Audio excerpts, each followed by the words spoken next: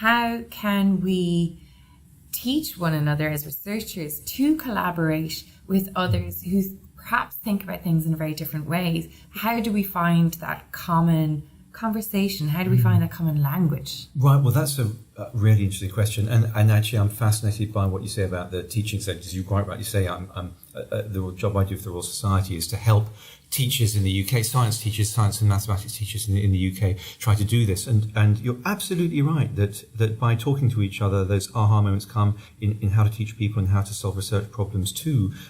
So learning that your own discipline will benefit from the aha moments that you can feed back into your core discipline from talking with others is a lesson you can only really get through experience, because people can't see how that happens until it's happened to them, and then they know, then they've caught the bug.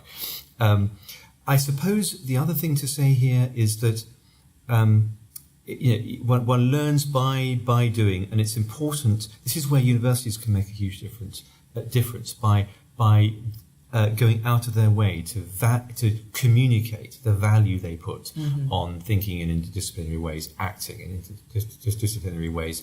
That can mean resourcing, that can mean rewarding people, that can mean helping it. Actually, academics will do an awful lot for a free sandwich. Just a little bit of a secret, like we had yesterday, And that's something I learned. I did the Pro Vice Chancellor of Research job at Durham for a few years, and really enjoyed bringing people together. Food really helps. It's a simple thing. But then the other thing is academics love to learn. We are where we are because we love to learn. And one of the great joys about interdisciplinary research, you get 6 different disciplines around a table. I'm a professor in one of them, but I'm an undergraduate in 5.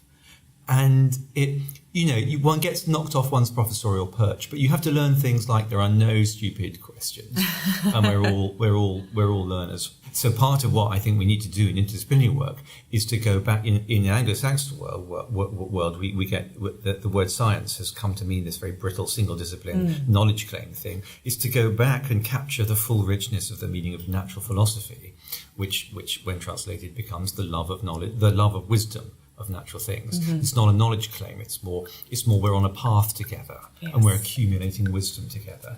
And actually people warm to that more than they do to the knowledge claim.